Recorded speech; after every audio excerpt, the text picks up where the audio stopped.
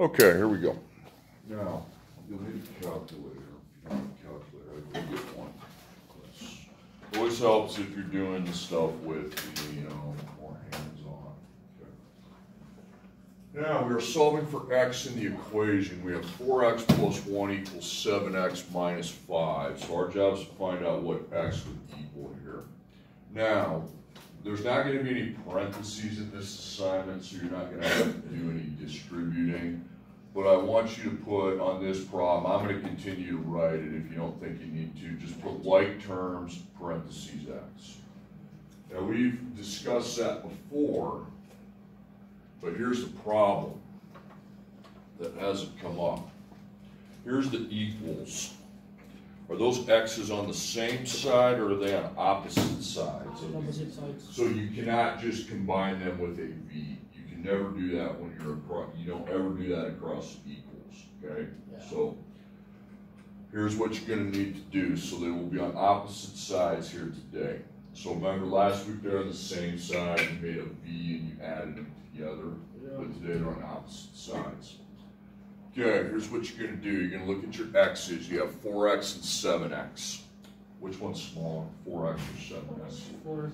Put an arrow next to the 4 on the 4x like that one, and we need to take that out to 0 by adding or subtracting. So it's positive 4x since there's not a sign in front of it.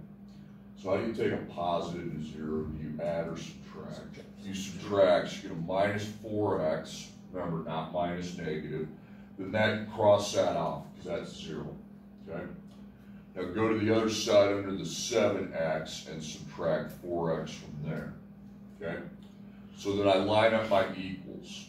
On this side I have positive 1, just put a 1, you don't need the plus sign on it. Now on the other side, 7x minus 4x is 3x, and then we have the minus 5, okay? Everybody with me so far? Now the x is on this side, on the right side, so I mark my operations to the x. You got times 3 and plus negative 5. So I circle the times. So I need to get rid of the negative 5. I'm going to add 5, and then I'm going to divide by 3.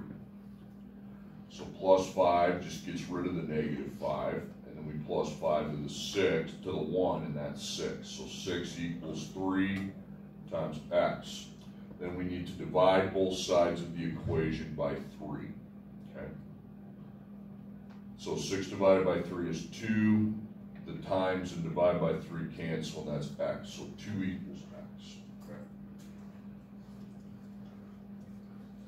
Now, you don't have to do this, but if I want to prove my answer, okay? 4x plus 1 equals 7x minus 5. Remember, these are times. What did I think I got for my answer? 2. So it'd be 4 times 2 plus 1 equals 7 times 2 minus 5. So I'm just substituting a 2 for the x's. So 4 times 2 is 8. 8 plus 1 is 9. On the other side, 7 times 2 is 14. 14 minus 5 is 9. So I got the same number, didn't I? So I did that correctly. Okay. You can do that if you want, you don't have to. Okay, next one.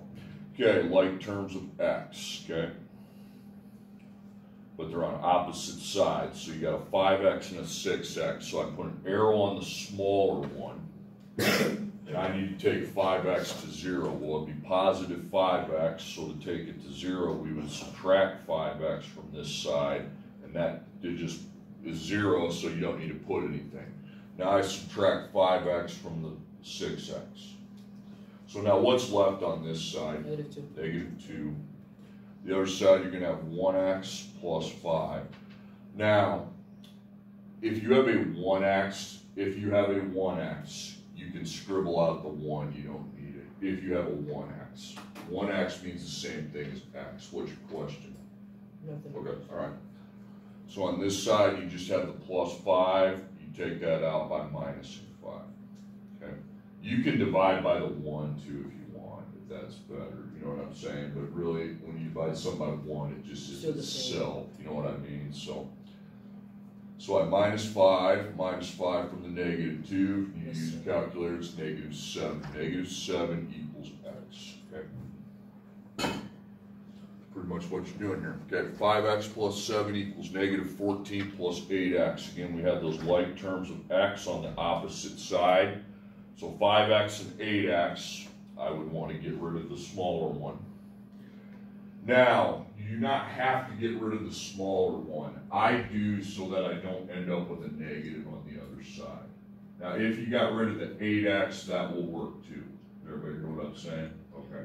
I just usually keep it standard by doing the small one. So I minus 5x under the 8x. It's got to be under the x. Okay, you got to look for the x on the other side. Is that clear? Okay, it's got to be the x, not this negative 14. So we have positive 7, so that would be 7. And then we have negative 14, and then 8 minus 5 is 3. Now if you put 3x first before the negative 14, that's fine. It doesn't matter. The order you write in addition doesn't matter. But make sure you put a dot between your 3 and your x so you know that's where you have multiplication. So we need to add 14 before dividing by 3 in that order. So I add 14 to 7, and that's 21. 21 equals 3 times x. Then we divide both sides by 3. Okay? So 21 divided by 3 is 7, and then you have x on the other side. So I found the value for x at 7. 7 is what makes 1. 7 is a value for x that makes this side equal to this side. That's the concept we have just found. Okay? Now, if I wanted to check my answer, which I don't need you to do necessarily, you'd write the original problem, you'd put times dots with the x's, and you would replace both your x's with 7. So 5 times 7 plus 7, negative 14 plus 8 times 7. You would just put x's, so that'd be 35. 35 plus 7 is 42. Now over here, 8 times 7 is 56. Negative 14 plus 56 is 42. So that is what that accomplishes. Okay. All right, now the next problem, we got a 5x and a 4x. So I would want to get rid of the 4x. Now I'm on the other side because that's where the smaller x is at. So to take out positive 4x, we would minus 4x. Gets rid of it, then I go find the x on the other side, and I subtract 4x. So we have negative 2 plus 1x, and then 2. Now if you have a 1x, that's really just x, so you're not going to have multiplication, okay? So x is on this side, okay? If you want to keep the 1 there, do it. It's not going to hurt, just it's an extra step you have to do. We have to take out the negative 2 with adding 2, okay? So plus 2, that's 4. X equals 4. Again, if you want to put the 1 in front of the x and divide by 1, you can. It's not going to hurt anything. Okay. Any questions so far? No? Okay. Next one, 4. So again, do you understand why I'm not making the b? Yeah. Yeah, they're not on the same side. They're on different sides of the equation. So you got 4x minus 3 equals negative 9 plus 7x. Well, 4x and positive 4x, positive 7x. 4x is smaller. So we'll subtract 4x, and I go find the x on the other side, the 7x, and I minus 4x. So we have negative 3, and then negative 9. 7 minus 4 is positive 3, so plus 3x. And now I have x on the right side, okay?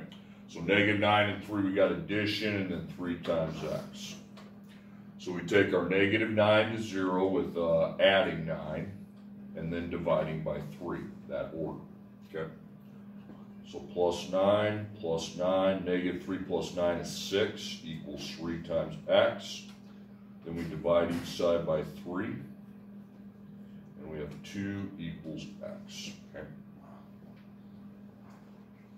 Next one, 3 plus 5x equals 8x plus 3. So I have 8x and 5x and 8x, so it's a 5x I would want to take out by minusing, because it's, so I line up the equation, we have 3. 8 minus 5 is 3x plus 3. So x is over here. You got times 3 and plus 3. So we have to take out the outside 3 with minus 3. Then we need to take out the times 3 with dividing by 3. So I minus 3, minus 3. 3 minus 3 is 0, so you're going to put 0, okay? And then on the other side, you got 3 times x. Then you divide each side of the equation by 3, and 0 divided by 3 is 0. 0 equals x. That's a fine answer, okay?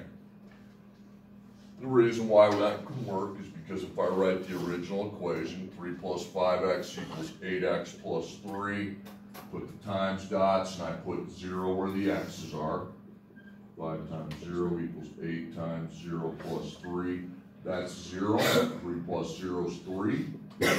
That's 0. 0 plus 3 is 3. 3 equals 3, so 0 is the one value, okay? Okay, next problem. And there's 2 in the back of this that, now, this time we have a negative 3x. Do you understand why that'd be a negative 3x? Yep. Well, what I put in front of this x? 1. Now I got a question. Make it plus negative, because you want those to be negative so you can see them. What is smaller, negative 3 or negative 1? Negative 1. I'm negative 3. You have 2 negatives, the bigger one's the smaller one. Yeah. You with me on that one? Okay. So if I have 2 negatives, okay, the larger the negative, that's the smaller one. Does that make sense? So I'm going to take that negative 3 out. How would I get rid of a negative 3? Add 3x. Then I go to the negative 1x and add 3x. So this one we got 8, we got 14, then negative 1 plus 3 is 2x, plus 2x. So x is on this side, we got a plus and a times, okay? So we got to take out our positive 14 with minus 14 and then divide by 2. So minus 14, 8 minus 14 is negative 6, and then 2 times x. Okay, and then I just divide by 2. So I have negative 3 on this side, 2 divided by 2 cancels. It's 1, 2 divided by 2 is 1, but 1 times x is just x. Okay? 1 times any number is that. 1 times 10 is 10, 1 times 12 is 12, 1 times x is x. Okay? Okay, and the last one here on this page, I got 2 more kind of oddball problems on the next page. Okay? 12x minus 4 equals 9 minus x. You got a positive 12x and a plus negative 1x. Okay, I got if you have a positive and a negative, the negative is always smaller. Does that make sense? Yeah. Okay, so we take out this is where I'm going here. Mark it with an arrow. You're going to add 1x to the 12x. That's 13x minus 4 equals 9. So x is over here. You got times 13 plus negative 4. So you're going to add the 4 and divide by the 13. Plus 4 plus 4, that's 13. 13 times x equals 13. Then you divide each side by 13. Any number divided by itself is 1. Okay? X equals 1. Okay, now we got 2 on the back side. Now what's weird when you look at this one here? Look at your x's. They're the same, aren't they? Yeah. Okay. Here's what you do when they are the same. You guys ready here? Yeah. When they are the same, you can eliminate them from both sides. Just scribble them out. Okay? Now, so you're like, well, what do I write then? Well, what we have is the x's have been, you don't need to write this, have been canceled, okay? Here's what you write, okay? You're going to write 2 things. You're going to write all solutions, you're going to write both these, or no solution, okay? Write those 2 things, all solution or no solution.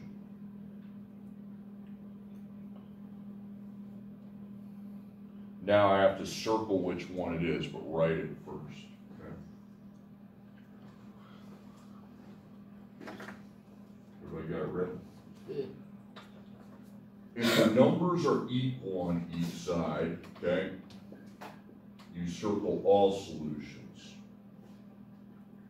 If the numbers are not equal,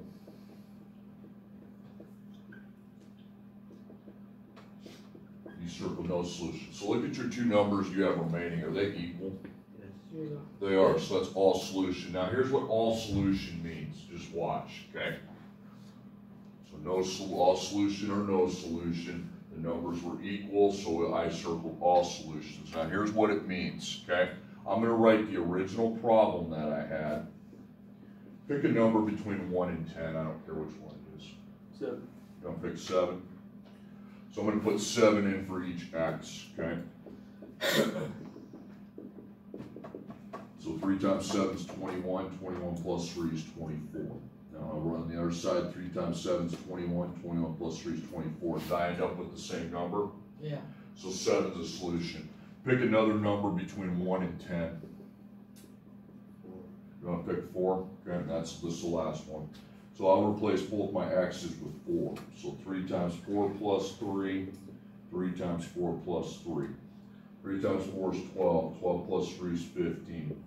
3 times 4 is 12. 12 plus 3 is... I got the same number again, didn't I? Yeah. So that's any number you pick. That's what all solutions mean, okay?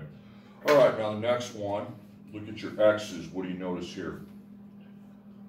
They're the same again. So if they're equal x's on opposite sides, you may eliminate them. So that means I write all solution or no solution. But this time, are the numbers I have left equal? No. No, they're different, okay? So you circle no solution. That means no matter what number, you know how you were just giving me random numbers and no matter which one you picked, the sides ended up equal? Yeah. No solution means there's no existing number that can make the sides equal. You know what I'm saying? Okay. That's how it's going to work, okay? All right. Go ahead and work and...